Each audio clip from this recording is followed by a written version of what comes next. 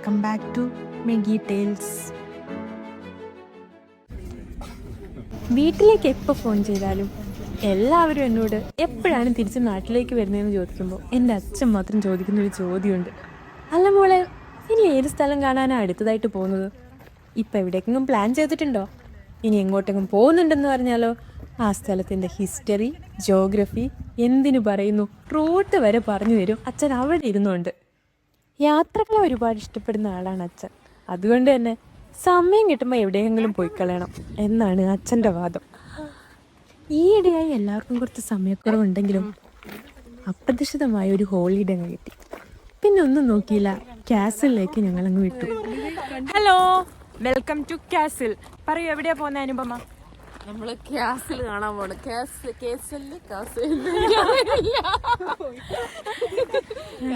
നമ്മൾ എവിടെയോ പോവുകയാണ്.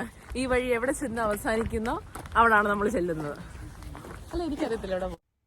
ബെർഗ് പാർക്ക് വിൽഹം ഷോഹെ ജർമ്മനിയിലെ കാസൽ നഗരത്തിൻ്റെ മുകളിലെ കുന്നിൻ ചാരുതയിൽ വിരിഞ്ഞു നിൽക്കുന്ന ഒരു യുനെസ്കോ വേൾഡ് ഹെറിറ്റേജ് സൈറ്റ് എന്നൊക്കെ വേണമെങ്കിൽ ഇതിന് പറയാട്ടോ.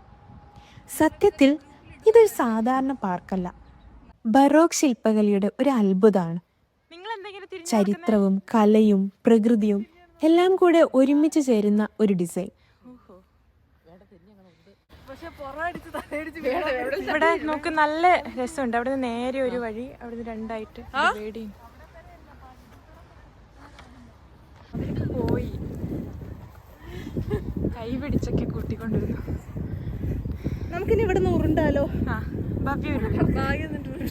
താഴെ വരുമ്പോ കാണാം. ഇവിടെ വെള്ളമുണ്ട്. 17th സെഞ്ചുറിയിലും 18th സെഞ്ചുറിയിലുമായിട്ട് ഹെസെ കാസിൽ എന്ന രാജകുടുംബം നിർമ്മിച്ചതാണ് ഈ പാർക്ക്. വാട്ടർ ഫീച്ചേഴ്സും കസ്കേഡിംഗ് ഫൗണ്ടെയിൻസും കൂടാതെ കുന്നിൻ മുകളിലുള്ള അതിപ്രസിദ്ധമായ ഹെർക്കുലസ് സ്റ്റാച്യുമാണ് ഇവിടുത്തെ പ്രത്യേകത. ജോഗ്രഫിക്കലി നോക്കുമ്പോൾ ഏതാണ്ടൊരു 2.4 സ്ക്വയർ കിലോമീറ്റേഴ്സ് സ്റ്റീപ്പ് ഹിൽ സൈഡായിട്ടാണ് ഈ പാർക്ക് വരുന്നത്.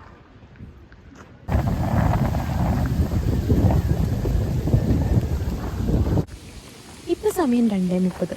ഇവിടുത്തെ വാട്ടർ ഫീച്ചേഴ്സ് സ്റ്റാർട്ട് ചെയ്യുന്നത് 2:40-നാണ്. അപ്പോൾ അത് തുടക്കത്തിലേ മിസ് ചെയ്യാതെ 2:40 കറക്റ്റ് ടൈമിൽ അവിടെ എത്തുക എന്നുള്ളതാണ് നമ്മുടെ അടുത്ത ടാസ്ക്.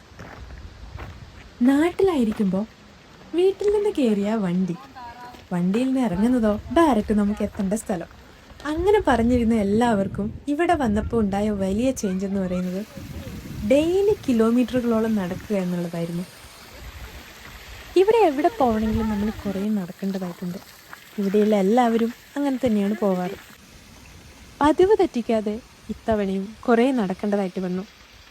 പക്ഷേ വഴിയരികിൽ കാണുന്ന ചെറിയ ചെറിയ വാട്ടർഫോൾസും പുതിയ പുതിയ കാഴ്ചകളും അരുവികളും എല്ലാം തന്നെ കണ്ണിനും മനസ്സിനും വളരെയധികം കുളിർമയേകുന്നതായിരുന്നു.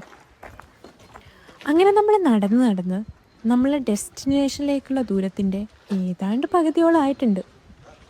അപ്പോൾ അതാ അവിടെ ഒരു സ്റ്റോൺ മേസണറി കൊണ്ടുള്ള കുറച്ച് പില്ലേഴ്സും ഒരു പ്രത്യേക തരം കൺസ്ട്രക്ഷനും കാണുന്നു. എന്നാൽ പിന്നെ അവിടെയും കൂടെ നോക്കിയിട്ടാവാം ബാക്കിയുള്ള നമ്മുടെ യാത്ര. അവിടെ നിന്ന് വന്ന ഡയറക്ഷനിലേക്ക് നോക്കുമ്പോൾ ഉള്ള കാഴ്ചയായിരുന്നു ഇത്. ഓപ്പോസിറ്റ് ഡയറക്ഷനിലേക്ക് നോക്കിയാലോ നമ്മുടെ ഡെസ്റ്റിനേഷനും ഹെർക്കുലസ് സ്റ്റാച്യുവും കാണാം. കൃത്യം 2:40. ഇതാണ് കേട്ടോ നമ്മുടെ ഡെസ്റ്റിനേഷൻ. വാട്ടർഫോൾസിൻ്റെ സ്റ്റാർട്ടിങ് തൊട്ടേ കാണണം എന്നുള്ള ആഗ്രഹമായിട്ടാണ് നമ്മൾ ഹാംബർഗ് തൊട്ടേ വന്നത്. നടന്ന് ആസ്വദിച്ച് താഴെ എത്തിയപ്പോഴേക്കും സൈറൻ്റെ സൗണ്ട് കേൾക്കുന്നുണ്ടായിരുന്നു. പിന്നെ ഒന്നും നോക്കിയില്ല, ഓടിക്കളിച്ച് നമ്മളിങ്ങെത്തി. അപ്പോഴേക്കും ഒരു 1-2 സ്റ്റെപ്പ് താഴെ വരെ വെള്ളം എത്തിയിരുന്നു. ഈ ടവറിൻ്റെ ടോപ്പിലായി കാണുന്ന 8 മീറ്ററിലധികം ഹൈറ്റുള്ള ഹെർക്കുലസ് സ്റ്റാച്ചു ആണ് ഈ കാസൽ സിറ്റിയുടെ ലാൻഡ് മാർക്കായി കാണുന്നത്. നമ്മളെപ്പോൾ തന്നെ എല്ലാവരും കൂടെ ഹോളിഡേ കിട്ടിയപ്പോൾ കാസൽ കാണാനാണ് വന്നത്.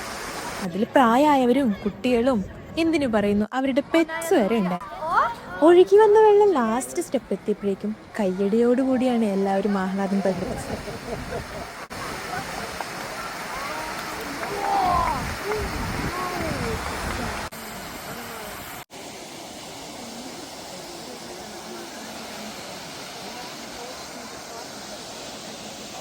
ഏതാണ്ട് നമുക്ക് തിരിച്ചു വരാനുള്ള സമയമായെങ്കിലും അവിടുത്തെ കാഴ്ചകളൊന്നും കണ്ടു മതിയാവാത്ത പോലെയായിരുന്നു നമുക്ക് തോന്നിയത്. പിന്നെ അവിടെ നിന്ന് നമ്മൾ കുറച്ച് ഫോട്ടോസൊക്കെ എടുത്ത് അവിടെ കുറച്ച് നേരം അങ്ങ് നിന്നു. അത് കഴിഞ്ഞ് കുറച്ച് നേരം കഴിഞ്ഞപ്പോഴാണ് ചുറ്റും നോക്കിയത്. അപ്പോൾ എല്ലാവരും തിരക്കിട്ട് താഴേക്ക് പോകുന്നത് കണ്ടു. പക്ഷേ നമ്മളങ്ങനെ കാര്യമാക്കിയൊന്നുമില്ല. അങ്ങനെ നമ്മുടെ സമയമായപ്പോൾ നമ്മൾ പതുക്കെ തിരിച്ചു. താഴേക്ക് ഇറങ്ങുമ്പം വഴിക്കല്ല ചെറിയ ചെറിയ വാട്ടർഫോൾസും പിന്നെ അത് വെച്ചുള്ള നമ്മുടെ അഭിപ്രായങ്ങളും ഒക്കെ ആയി പതുക്കെ നമ്മളങ്ങ് എത്തി. അപ്പോഴല്ലേ എല്ലാവരും എന്തിനാണ് താഴേക്ക് തിടുക്കത്തിൽ ഓടി വന്നതെന്ന് മനസ്സിലായത്. ഈ കസ്കേഡിങ് ഫൗണ്ടെയിൻസ് തുടങ്ങിയത് അറിഞ്ഞിട്ടാണ് എല്ലാവരും കൂടെ ഓടി താഴേക്ക് വന്നത്. നമ്മളെത്താൻ കുറച്ച് ലേറ്റ് ആയെങ്കിലും കാണാൻ നല്ല ഭംഗിയുണ്ടായിരുന്നു കേട്ടോ.